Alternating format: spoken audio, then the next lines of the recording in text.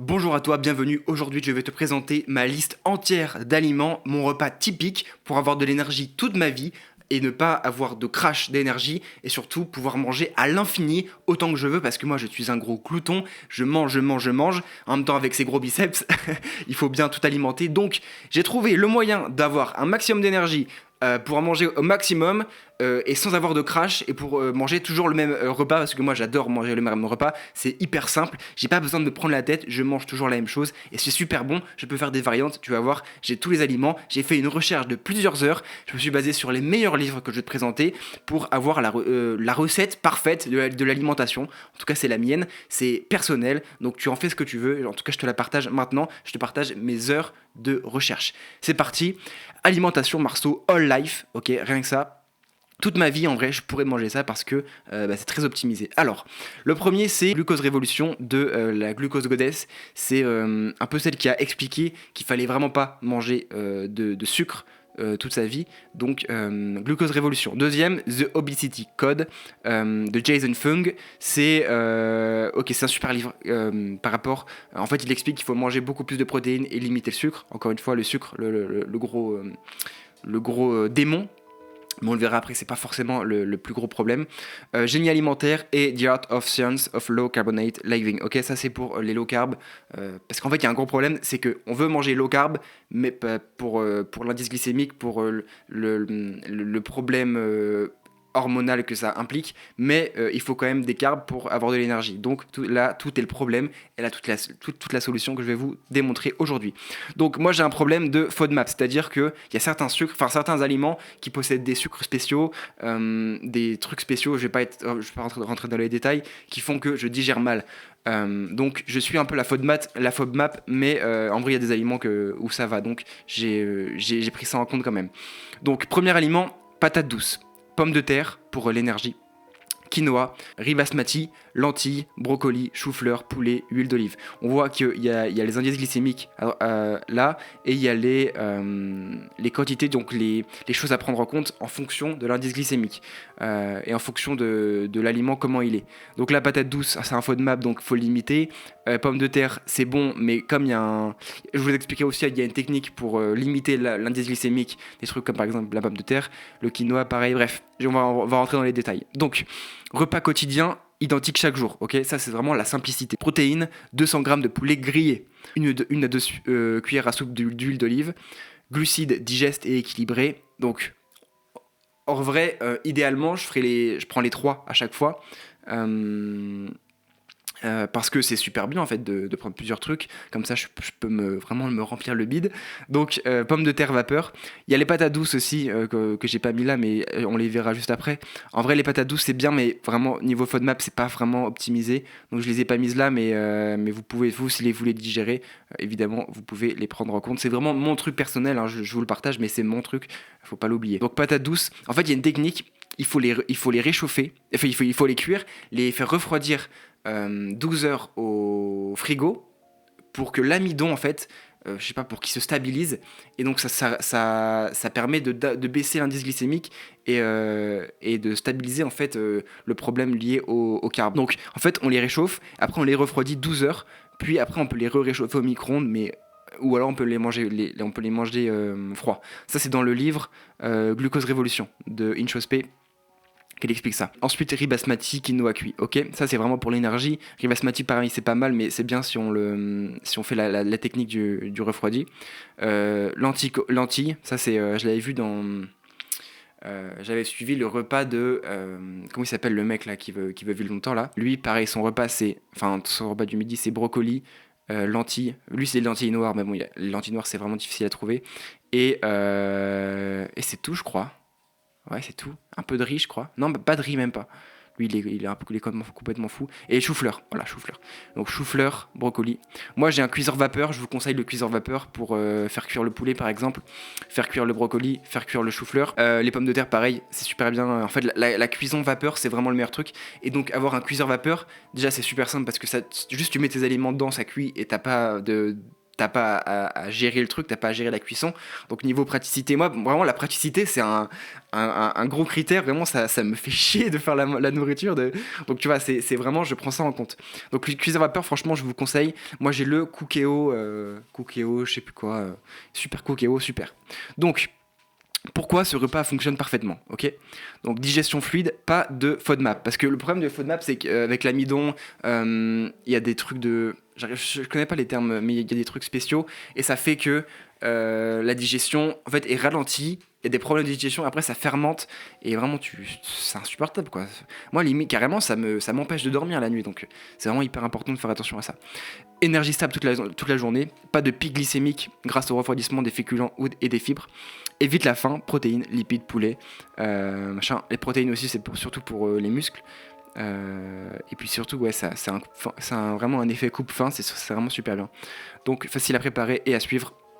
Ça, c'est trop pratique. Tu fais un seul batch. Donc batch, c'est vraiment une seule session de cuisine, par exemple le dimanche, et en fait, t'as de la nourriture pour toute la semaine. Et sachant que moi, je suis complètement taré, je mange un seul repas. Franchement, le repas typique, s'il est parfait, je peux vraiment le manger à chaque fois. Parce que, honnêtement, moi, mon cheat code, c'est l'huile d'olive.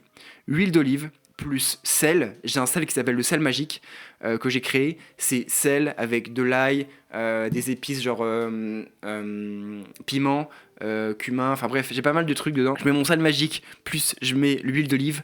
Je peux manger n'importe quoi. Franchement, les brocolis, incroyable. Pareil, chou-fleur, incroyable avec ça. Évidemment, avec le riz, c'est magique. Avec le poulet, enfin bref, ce combo-là, avec les lentilles, franchement, en fait, c'est que je me régale. Je me régale, c'est trop bon. C'est trop bon, donc il n'y a aucun problème à manger ce repas-là tous les jours, tout le temps, parce que à chaque fois, c'est vraiment un délice, quoi. Je suis au restaurant, vraiment. Je suis vraiment au restaurant. Même, je peux remplacer le poulet par des œufs. Je me fais les œufs dans ma poêle à fonte, mais putain, c'est un délice, mais je me régale. Bref, c'est trop trop bon, avec de la bonne huile, du bon sel. C'est parfait. Donc, je vous ai expliqué le pourquoi. Donc, évite la faim, mais surtout protéines, lipides, c'est surtout pour les muscles. Et lipides, c'est pareil, c'est super. Facile à préparer et à suivre. Un seul batch, ok. Donc, astuce pour une organisation simple. Donc, jour 1, par exemple le dimanche, voilà, je cuis pommes de terre, riz basmati, quinoa, lentilles. En fait, quinoa, c'est bien aussi pour... c'est un peu comme du riz en niveau énergétique. C'est des bonnes carbs, mais justement, il y a des fibres. Ça permet de réduire en fait l'impact glycémique et donc avoir de l'énergie toute la journée et ne pas se sentir fatigué après avoir mangé. Ce que je ressens assez souvent quand même, mais c'est pas normal. C'est pas normal. Cuire 1,5 kg de poulet en avance, en vrai, moi, ouais, je suis bien à 200 grammes, 300 grammes des fois même de poulet par repas. Parce que c'est super en fait, il n'y a vraiment aucun problème au poulet, c'est trop bien. C'est plein de protéines, c'est un super aliment, c'est maigre. Franchement, c'est très bien. Des fois, ça m'arrive de prendre du steak, mais le poulet, franchement, je trouve ça très simple en plus à cuire.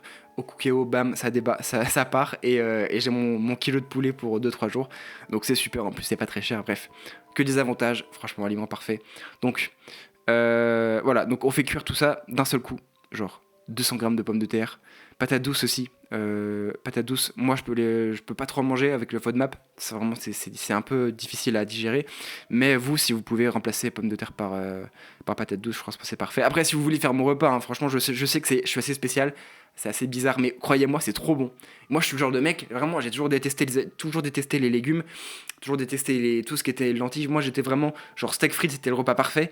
Depuis que je me suis un peu ouvert, j'ai un peu fait mes recherches, j'ai fait mes tests surtout, faut vraiment tester. Il y en a pour qui ça va pas du tout. Moi, je sais que c'est le repas parfait. Donc voilà, je vous partage ça. Voilà, et puis j'ai choisi des variantes aussi. Donc poulet, poisson, œuf, viande rouge maigre pour changer. Souvent, moi je prends souvent des œufs, sardines aussi, poisson, sardines, pour éviter les problèmes liés aux métaux lourds, je crois, dans les poissons. Quinoa, sarrasin, voilà. Voilà. Vous avez tout type d'épices, donc curry. Manger un repas, c'est très bien, mais le mieux, c'est quand... Non, on recommence. Manger le midi, c'est très bien, mais moi, je suis encore un enfant, j'ai besoin de manger. Manger le midi et le soir, c'est très bien, sachant que... Manger le midi et le soir, c'est très bien. Manger le midi et le soir, c'est très bien, mais moi, je suis un gros gaillard, j'ai besoin de manger aussi à 4 heures, ok. Donc, on va passer à la collation, sachant que je ne fais pas de repas le matin, je suis en jeûne intermittent, voilà. Donc, comment faire une très bonne collation, ok? Meilleur choix pour une collation énergétique, digeste et stable. Magnifique, magnifique, c'est tout ce qu'on veut.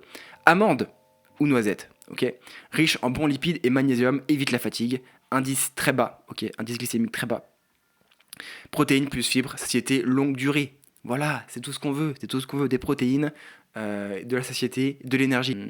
Attention, ne pas dépasser 30 grammes par jour pour un effet de fibres pour ceux qui ont l'estomac un peu sensible, ok?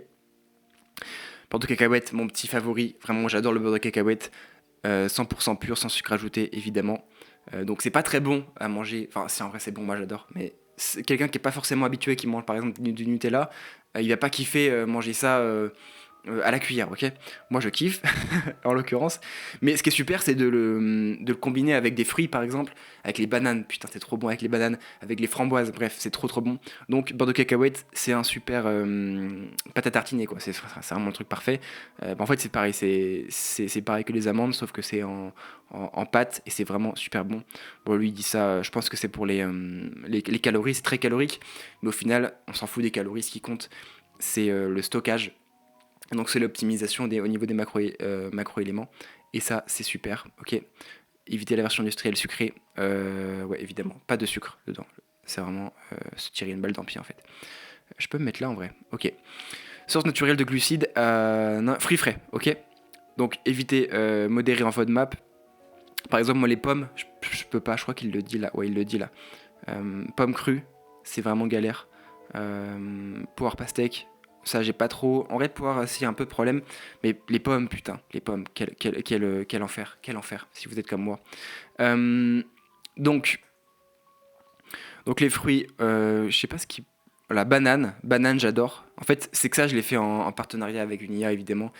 Mais je lui ai dit un peu tout. En fait, je lui ai dit tous les principes des livres qu'il devait respecter. Donc, j'ai pris tous les principes de ce livre, je lui ai donné tout ça, je lui ai tout donné. Et je lui ai dit aussi donner ce que moi j'aimais et mes objectifs, ça, bref. Je pense que vous l'avez compris. Donc, je lui ai dit banane parfait. Pas trop mûr, évidemment, parce que plus c'est mûr, plus l'indice glycémique augmente.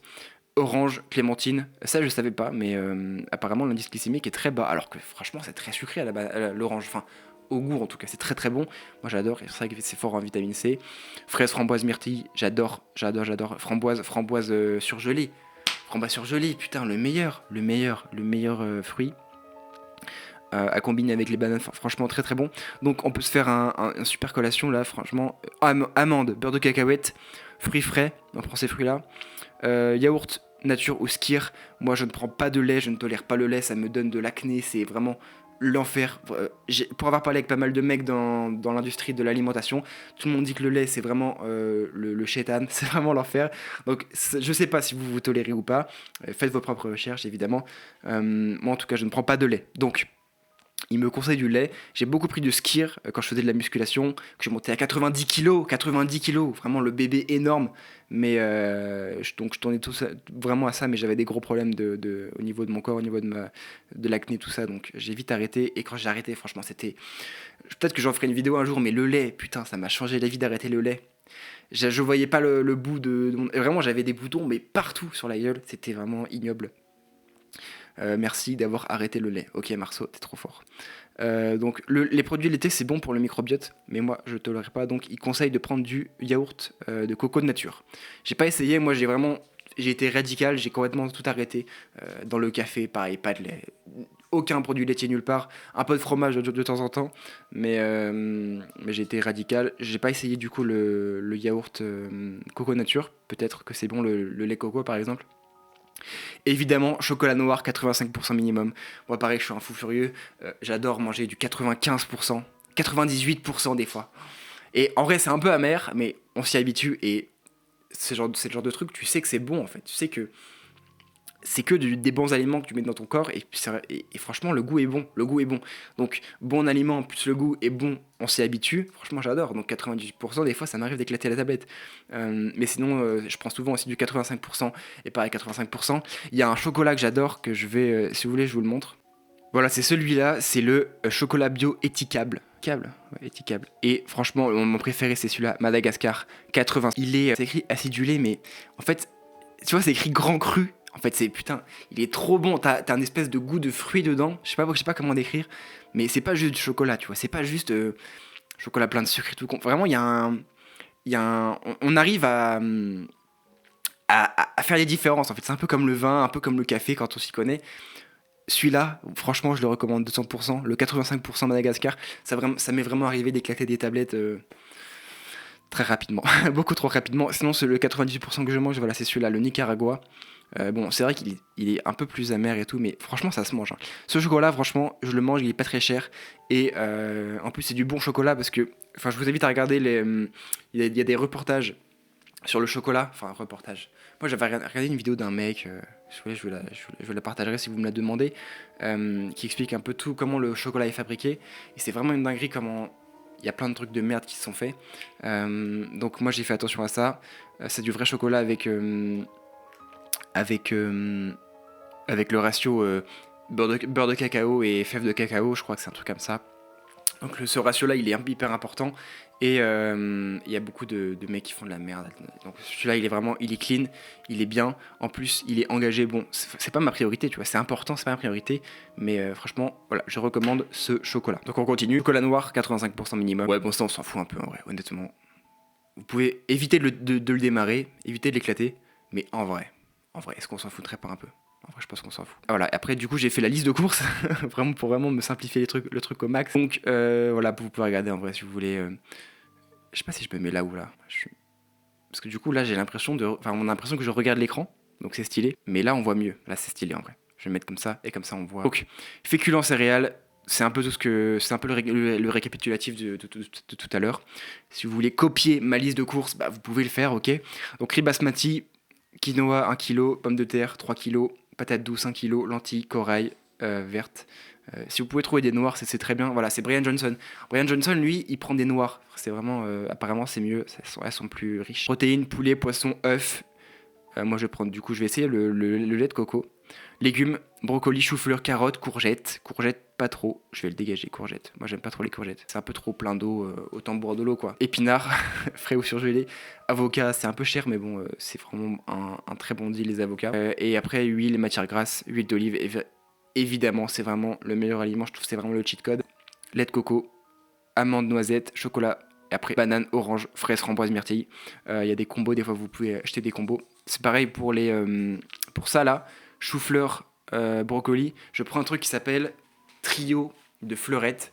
Et c'est avec un chou, vous savez, en spirale là, fractale. C'est assez stylé. Donc moi je prends ça. Il faut pas hésiter à prendre des trucs les plus pratiques possibles. Faut juste que, en fait, le principe premier là-dedans, c'est de prendre des aliments qui sont seuls, en fait, des aliments fondamentaux, pas des trucs cuisinés. Donc si vous pouvez prendre plusieurs aliments ensemble, du moment qu'ils sont, ils sont pas cuisinés, c'est juste les aliments, ils sont juste regroupés, c'est plus pratique en fait. Vraiment, moi, la praticité, c'est vraiment hyper important. Et donc si je peux prendre ça ensemble, c'est trop pratique. Et si je peux prendre pareil des fruits, voilà, si je peux les prendre ensemble, autant le faire, tu vois. Voilà, donc orange, clémentine, machin. Et après les épices. Moi, les épices, j'ai pris genre un gros stack d'épices au début de l'année et j'en ai pour toute l'année, donc c'est super. Donc voilà, c'était tout le récap de mon alimentation, en tout cas que je vais suivre pour All My Life, basé sur les meilleurs livres de l'alimentation. Si vous avez des choses qui pourraient être intéressantes sur votre cas pratique et donc le cas pratique d'autres personnes, n'hésitez pas à le partager en commentaire. C'était mon repas, je vous ferai un retour d'expérience si vous voulez. En tout cas, l'objectif c'est vraiment d'avoir un maximum d'énergie pour être un maximum productif, ne pas avoir de crash et surtout pouvoir manger à l'infini. Je pense que, et surtout avoir plein de muscles pour que ce soit compatible avec la musculation et le sport haut niveau. Ok, je vous fais des bisous, c'était Marceau.